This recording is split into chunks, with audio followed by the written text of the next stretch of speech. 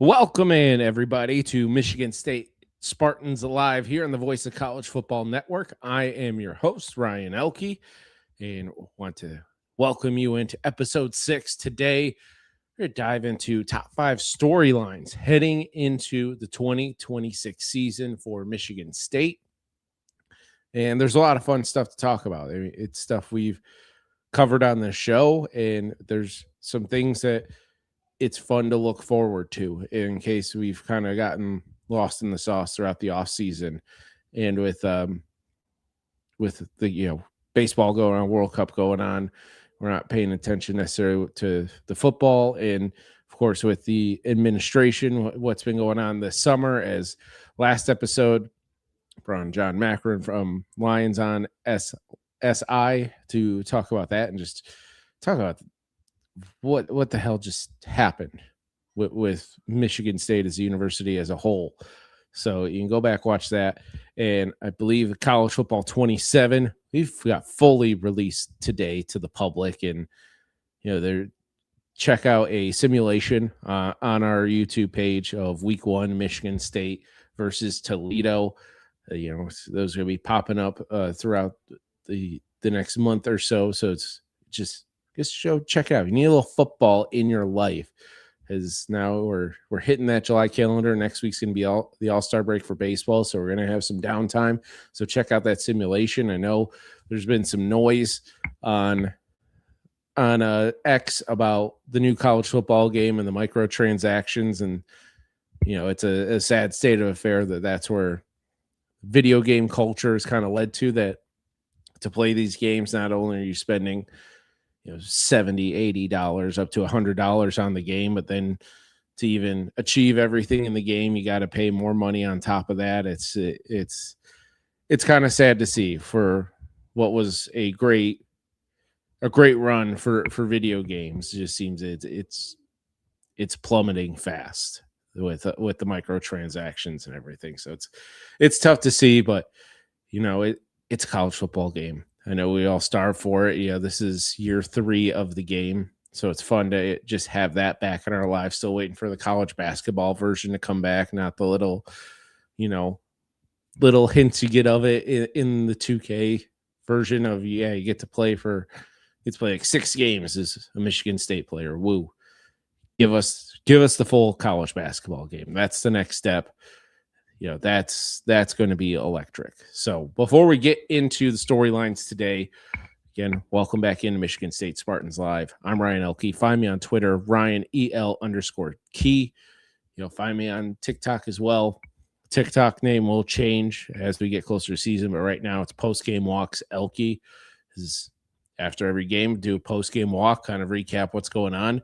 Those will still happen, but it'll kind of be a precursor of what the show will be after the game. Kind of a quick update is after I wrap up media,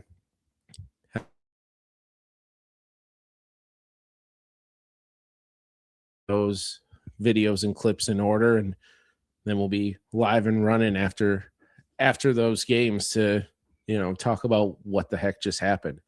So before we get into the storylines, though, to watch heading into the 2026 season, we can finally tie a bow on the administration stuff, as Jay Batt is officially leaving. He put the announcement out today. I believe he's starting in 3 weeks in Kentucky. He's officially going to go there. The buyout, which that was the funny part of it, with Gusowitz possibly leaving. His buyout went from $5 million to $2.5 million. Gusowitz is staying, so the $5 million buyout still in play. Kentucky and Michigan State, they sat down on the table. They negotiated that buyout down to $3.95 million. So not the full 5. Understandable. I think just kind of with the haywire of the whole situation, I get that buyout coming down just a little bit. But Michigan State gets more than that 2.5, and they get $4 million in their pocket to make the search for the next AD. So who knows when that announcement will come, what that search will be like. We all know former athletic director Mark Hollis has thrown his hat in the ring, and just we'll see if that gains traction more. He's also said he wants to be athletic director, but he just wants to help the university.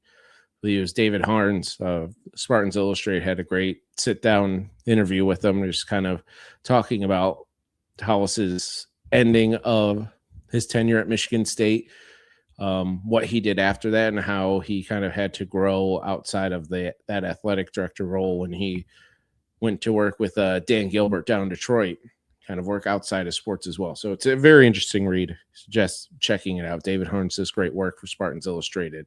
So now that we've tied up all that administration stuff, hopefully, there's no more shocking news when it comes to those developments, because that's not the fun stuff to talk about, but it's the necessary things to talk about. Let's go into the top MSU storylines coming into this season. And obviously, number one, everyone wants to talk about Pat Fitzgerald. I'm going to look at the other part of the coaching staff. Max Bolla returning. Coming from Notre Dame as co-defensive coordinator, coming back as a co-defensive coordinator with Joe Rossi. And when this coaching search with Pat Fitzgerald was announced as the new head coach, we were wondering what would happen with Joe Rossi. I think we all liked how the defense kind of progressed throughout the season and kind of understood why some of the numbers didn't look great. That necessarily wasn't your fault when the offense is failing time and time again. Like, that puts a lot of stress on that defense. So Joe Rossi was named the interim head coach after Jonathan Smith was fired, and then was announced that he was going to be kept on. But then it's like, did that make sense for Max Bolla to return? It's like, were we going to bring Max in as the full defensive coordinator for his first full DC job? Or some people wanted to bring him in as head coach. But the fact that he gets to come in here as a co-defensive coordinator is humongous. Notre Dame had a great defense under Bolla and, the rest of that staff. Right. While Notre Dame was a top 10 defense, we can't expect those kind of numbers right away from a Max Bolla-led defense, because we don't have Notre Dame's talent. We're also not playing Notre Dame's schedule. So we're not going to get that top 10 defense, but there's a hell of a lot of room to improve. I mean, MSU ranked 93rd in pass yard defense last year, giving up over 230 yards a game, 65th in rush yards, almost 147. And the big one, the one that every fan was kind of annoyed with, I mean, there was two of them. It was turnovers, 122nd out of 130 plus teams. We had 9 total turnovers last year. Just 9. We couldn't even average 1 a game. And so with the, hopefully with a new philosophy, have Bolla come in, have that Spartan dog mentality, up those turnovers. And of course, the last one is sacks. 22 sacks on the season. That's just embarrassing. And that's the number that, if the sacks improve, that pressure on those quarterbacks, that's where those turnovers come in, those ill-advised throws. So, just having the defense just play on another level. And just the last stat for the defense, opponents for Michigan State last year had 93 tackles for loss for, minus 425 yards. Or Michigan State just had 55 tackles for loss. So to see what Bolla, what Rossi can install with this defense, and we've gone over the transfers they've brought in on a previous episode. So you want to see what defensive transfers coming in, go check out that video. But the sack number, the tackles for loss is going to be a huge one, because the defensive line is still pretty thin even after the transfer portal. And that's going to be the issue, but that's something that this defensive staff is going to have to work on, is just finding different ways to create that pressure. So it's, Joe Rossi does love to dial it up, and, hopefully Max Bolla does as well. So let's see if those linebackers can get in and make some key plays for the Spartan defense. So that's point one. It's just Max Bolla. Number one storyline to watch is just Max Bolla's here. He's the defensive coordinator. Joe Rossi's back. Let's see how those two work together, because the Spartan identity throughout the D'Antonio years, while we had great offensive players, we had good quarterback play, it was the no-fly zone. It was that defense that made Michigan State special. And that's been lost for years, since D'Antonio left. It just has been non-existent. Part of it has been injuries. Part of it's just been talent and coaching. So point number two storyline to watch coming into the 2026 season. I mean, we talk defense. Now it's the offense, but it's more, can Alessio be that guy? We saw him start 4 games, 10 touchdown passes, 1,200 yards. He looked everything that we wanted out of a Spartan quarterback, made quick decisions, made nice throws, turnover numbers were down, matched Aiden Child's touchdown number, beat a couple of starting Big Ten quarterbacks, wink, wink, we know who played full seasons and promised to be the best player coming out of the state ever to exist. Man had 10 passing touchdowns. So it's more of, can Alessio be that guy? But for that to happen, it also comes with the offensive line. You have more, Vicinage back, but you're bringing in Fraley, Murawski, Soares to start on the other side of the line. You have a full starting offensive line. The depth after that, not great. You also bring in Cam Edwards, stud from UConn, Murawski's teammate. Can this offense look formidable? Give that defense a break. Work cohesively together. Run the damn ball. So that storyline number 2 is, how's this offense going to look with Sheridan at the OC? And can we just look formidable? Like, can the offensive line block people? Like, that's the other thing. This offensive line has got to do a better job, and we'll touch more on just what that means, because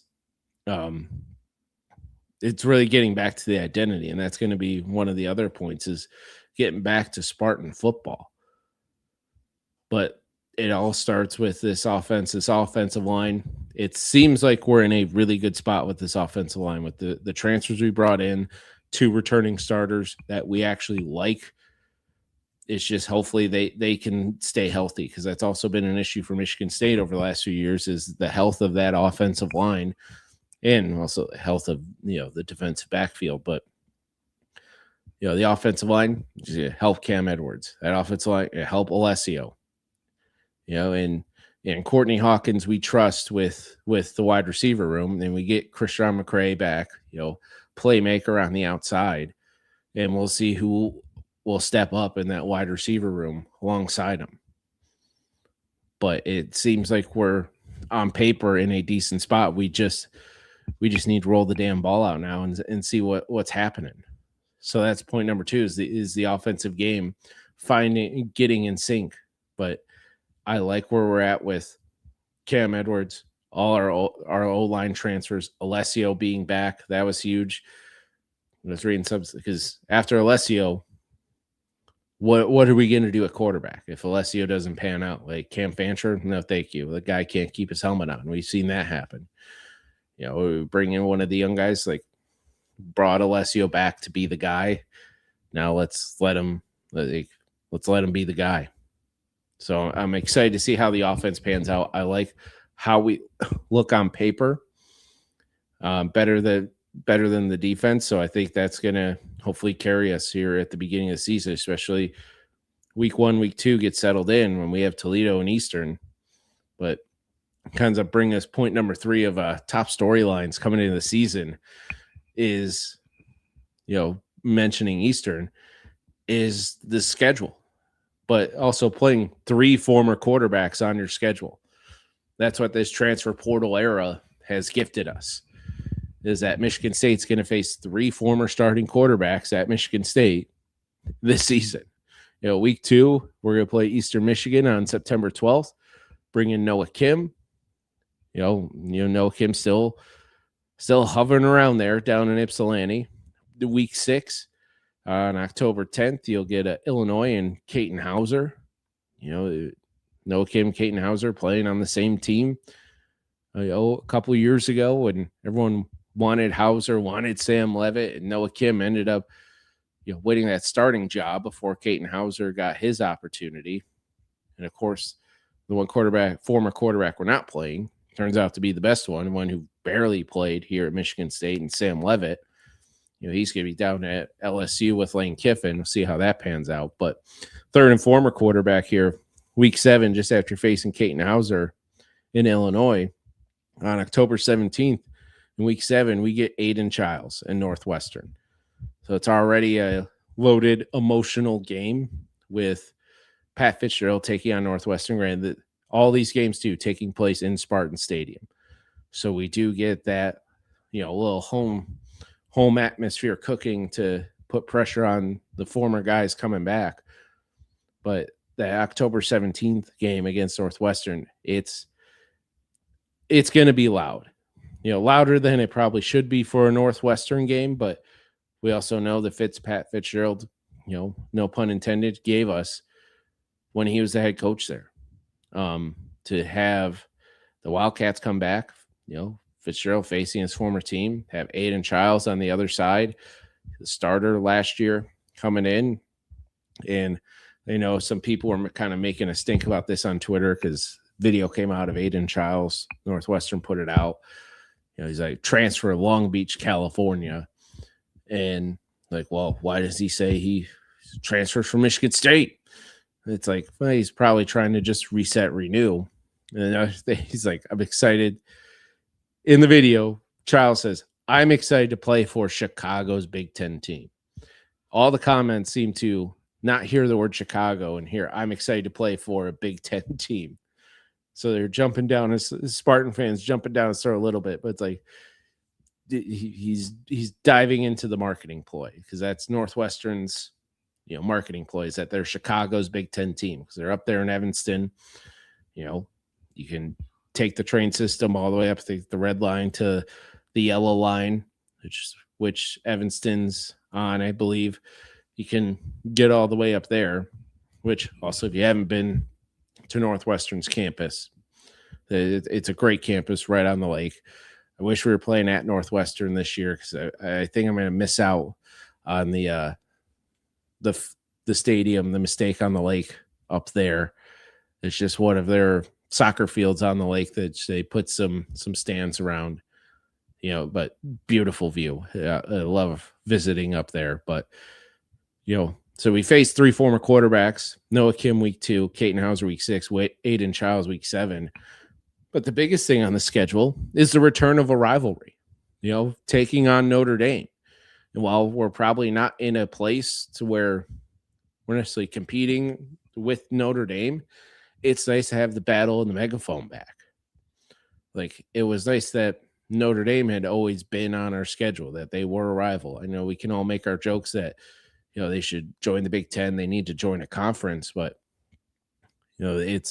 it's nice just to see the Fighting Irish back on the schedule and back in our lives because, that's a rivalry that I miss watching every year. And ironically, the last game that Michigan State and Notre Dame played, it was 2016, and Michigan State edged out. It was a top 20 matchup of the time, at that moment.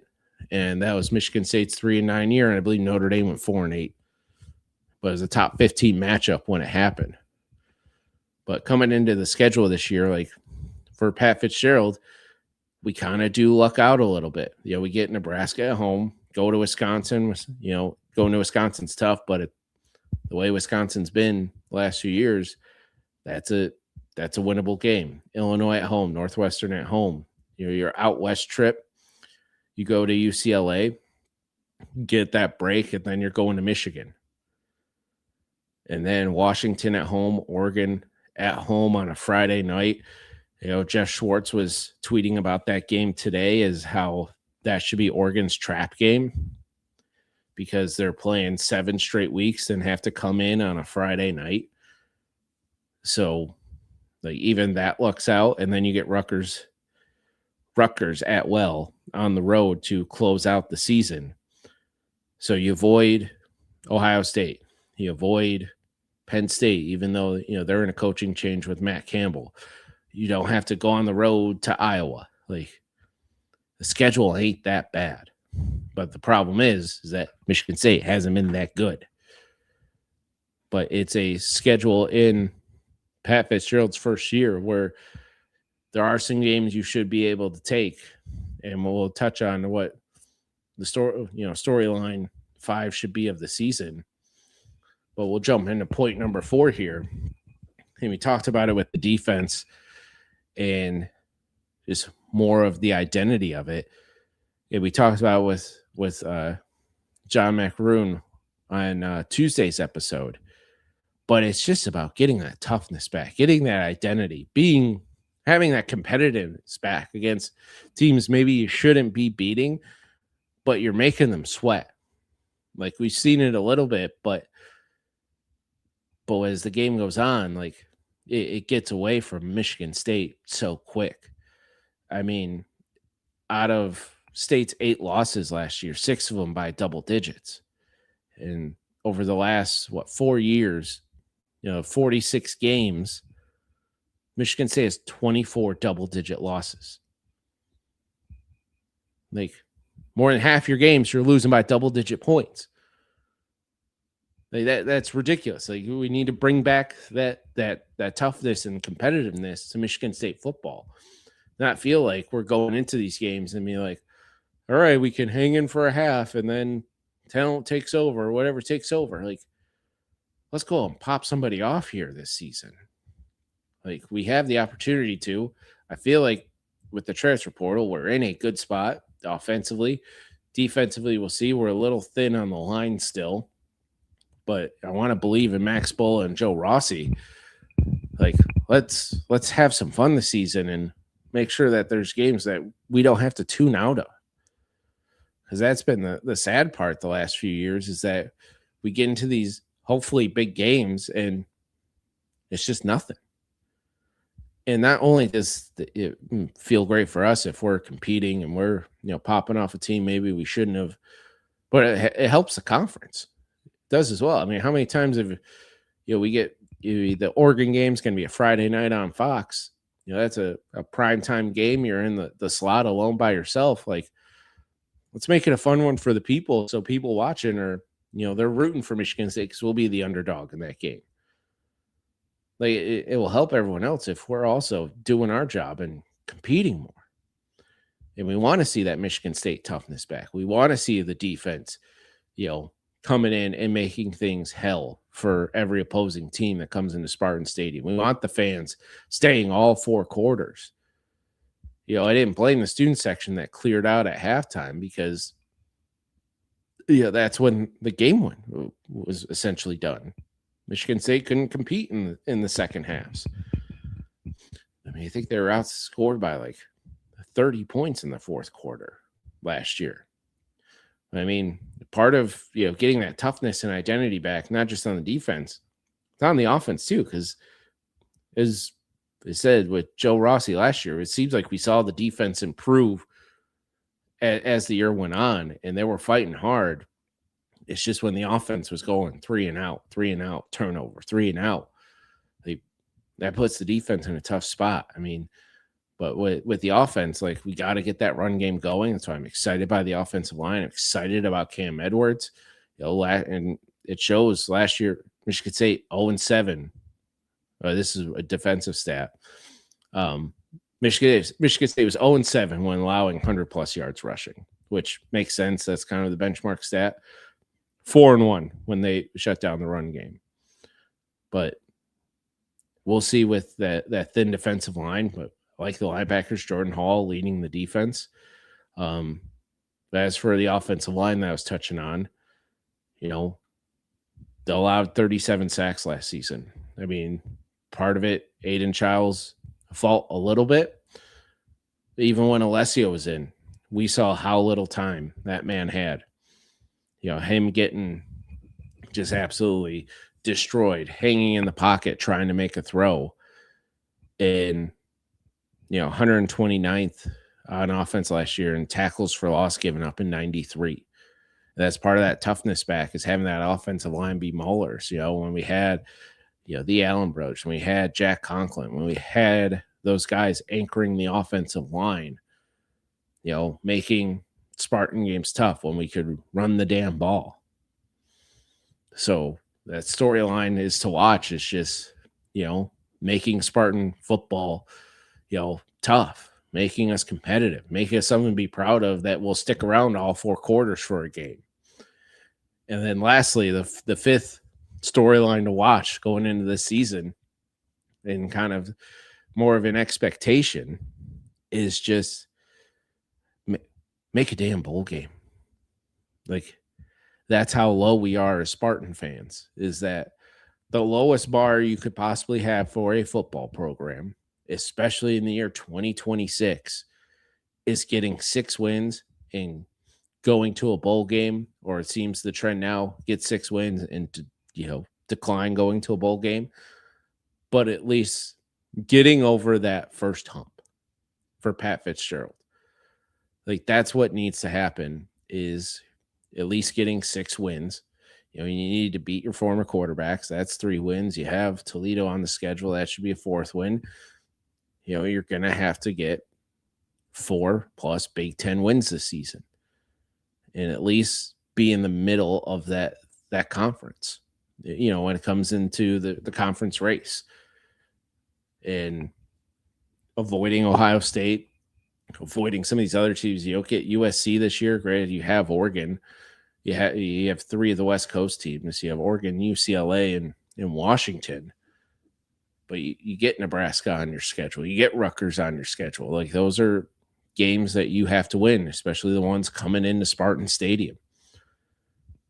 I mean, they said, like, this is the lowest bar you can possibly set for a team right now. And, hasn't been met in this. This is year 5. Our last bowl game was 2021, the Kenneth Walker year. After that, pair of 5-win seasons, a couple 4-win seasons. The way the transfer portal is now, NIL money, we don't have it. It stinks for coaches, but you just don't have the luxury of letting a coach go 4-8, go 5-7, and try to rebuild this team slowly, get his guys in. Like, because you shouldn't have to. Like, we said it last week's show, like, yes, Ignetti kind of ruined the bar for coaches, but it also showed that, like, these coaches can't slow sell their programs anymore, of trying to buy another year for themselves. Like, you have to come in and you have to continue to be bowl eligible and grow from there. Like, if Michigan State ends up 6-6, 7-5 this year, I might say it's a great season, but it's like, hey, at least we showed a little something, and we got to grow from there. Like, the transfer portal has allowed it for us fans to kind of raise the bar on expectations, and realize that, like, you don't have to rely on these freshmen growing. You don't have to get these top recruiting classes, but you have to replenish what you lost. And if Pat Fitzgerald comes in, with a winning record year 1, also sets you up in the transfer portal to be fighting a little more for these guys. Granted, need the NIL money, but NIL money is there, and we have to use that effectively. So, I mean, we've set the bar extremely low for ourselves. The best thing we can do is just clear it. Like, that's how low it is. So, those are the 5 storylines I wanted to touch on today, heading into the season. Recap them real quick. Point 1 was just, hey, Max Bull is back. He's our co-defensive coordinator. He's back with Joe Rossi. We kind of like him. So let's get this defense moving. Point number 2, storyline number 2, let's get the offense in sync. You brought in 3 transfer O-linemen. You brought in Cam Edwards. We have Alessio back. He's our guy. Let's make it all work. Point number 3 was the schedule. You play 3 former quarterbacks, Noah Kim with Eastern in week 2, Caton Hauser with Illinois in week 6 and Aiden Childs week 7 with Northwestern.